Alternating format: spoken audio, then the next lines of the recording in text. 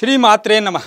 ಭಗವಂತನನ್ನು ಒಲಿಸ್ಕೊಳ್ಳೋಕ್ಕೆ, ಭಗವಂತನ ಒಂದು ಕೃಪೆಗೆ ಪಾತ್ರರಾಗ್ತಕ್ಕಂಥ ಅನೇಕ ವಿಧಿವಿಧಾನಗಳಲ್ಲಿ ಹೋಮ ಹವನ ಯಜ್ಞ ಯಾಗಾದಿಗಳು ಸಹ ಒಂದಾಗಿರುತ್ತೆ. ಭಗವಂತನ ಆವಿರ್ಭಾವ ಭಗವಂತನಲ್ಲಿದ್ದಾನೆ.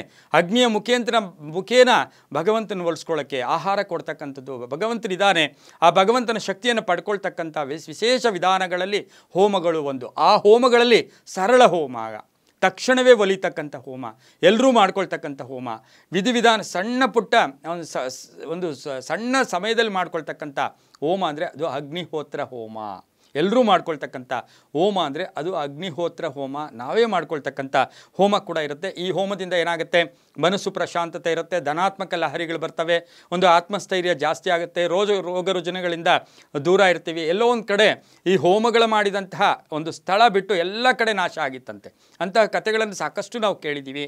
ಈ ಅಗ್ನಿಹೋತ್ರ ಹೋಮ ಅಂದರೆ ಒತ್ತಡಗಳಿಂದ ದೂರ ಆಗುತ್ತೆ, ಪ್ರಶಾಂತತೆ ಇರುತ್ತೆ. ಈ ಅಗ್ನಿಹೋತ್ರದ ಹೋಮದಿಂದ ಧನಾತ್ಮಕ ಶಕ್ತಿಯ ಜೊತೆಗೆ ನರಮಂಡಲಗಳಲ್ಲಿ ಚೈತನ್ಯ ತುಂಬಿಕೊಳ್ತಕ್ಕಂಥ ಯೋಗ ಕೂಡ ಇರುತ್ತೆ. ಅಂಥ ಅಗ್ನಿಹೋತ್ರ ಹೋಮವನ್ನು ನಾವೆಲ್ಲರೂ ಮಾಡ್ಕೋಬೋದು.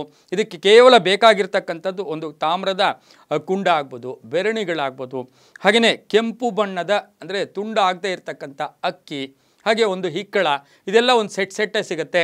ಮನೆಯಲ್ಲಿ ಅಗ್ನಿಹೋತ್ರ ಮಾಡ್ಕೊಳ್ತಕ್ಕಂಥ ಸಂದರ್ಭದಲ್ಲಿ ಬೆಳಗಿನ ಜಾವ ಸೂರ್ಯೋದಯದಲ್ಲಿ ಸೂರ್ಯಾಸ್ತದಲ್ಲಿ ಎರಡು ಸಮಯದಲ್ಲಿ ಮಾಡ್ಕೋಬೋದು.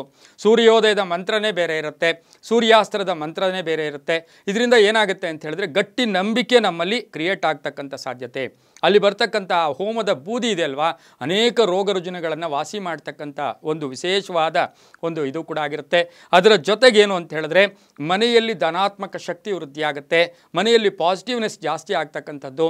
ಪ್ರತಿನಿತ್ಯವೂ ಸಹ ಸೂರ್ಯೋದಯದ ಕಾಲದಲ್ಲಿ ಮಾಡ್ತಕ್ಕಂಥ ಈ ಅಗ್ನಿಹೋತ್ರದ ಹೋಮದಲ್ಲಿ ನಾವು ಹೇಳ್ಕೊಳ್ತಕ್ಕಂಥ ಮಂತ್ರ ಕೇವಲ ಒಂದು ಬೆರಣಿಯನ್ನು ಹಾಕಿ ತುಪ್ಪದಿಂದ ಬೆರೆಸಿದಂತಹ ಅಕ್ಕಿಯನ್ನು ಅದಕ್ಕೆ ಪ್ರೋಕ್ಷಣೆ ಮಾಡ್ತಾ ನಿಮಗೆ ಹೇಳ್ಕೊಳ್ತಕ್ಕಂಥ ವಿಶೇಷವಾದ ಸೂರ್ಯೋದಯದ ಮಂತ್ರ ಓಂ ಸೂರ್ಯಾಯ ಸ್ವಾಹ ಸೂರ್ಯಾಯ ಇದಂ ನಮಃ, ಓಂ ಸೂರ್ಯಾಯ ಸ್ವಾಹ ಸೂರ್ಯಾಯ ಇದಂ ನಮಃ, ಓಂ ಪ್ರಜಾಪತಯೇ ಸ್ವಾಹ ಪ್ರಜಾಪತಯೇ ಇದಂ ನಮಃ. ಇದನ್ನು ಹೇಳ್ಕೊಂಡು ಆ ಬೆರಣಿಗಳ ಮೇಲೆ ಈ ತುಪ್ಪದ ಅಕ್ಕಿಯನ್ನು ಹಾಕಿ ಆ ಭಗವಂತನ ಆರಾಧನೆ ಮಾಡ್ಕೊಳ್ತಕ್ಕಂಥದ್ದು ಸೂರ್ಯೋದಯ.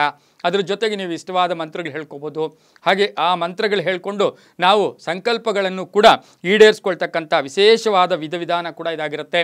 ಕೋಪ ಕಡಿಮೆ ಆಗಿರುತ್ತೆ, ಆವೇಶ ಕಡಿಮೆ ಆಗುತ್ತೆ, ಮಾಟ ಮಂತ್ರದಿಂದ ದೂರ ಆಗ್ತೀರಾ. ಅದ್ರ ಜೊತೆಗೆ ಆ ಮನೆಯಲ್ಲಿ ಧನಾತ್ಮಕ ಶಕ್ತಿ ಬರುತ್ತೆ, ಲಕ್ಷ್ಮಿಯ ಒಂದು ಅನುಗ್ರಹ ಬರುತ್ತೆ, ಸರ್ವ ದೇವತೆಗಳ ಅನುಗ್ರಹ ಬರ್ತಕ್ಕಂಥ ಒಂದು ವಿಶೇಷವಾದ ಒಂದು ಇದೆ ಅಂದರೆ ಅಗ್ನಿಹೋತ್ರ.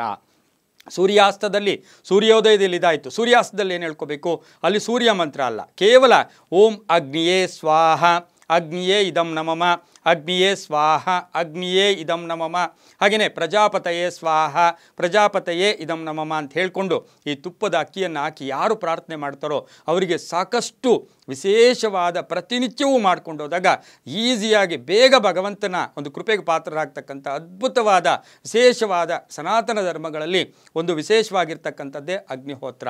ಸರ್ವೇ ಜನಾಃ ಸುಖಿನೋ ಭವಂತು, ಸಮಸ್ತ ಸನ್ಮಂಗಳಾನಿ ಭವಂತು.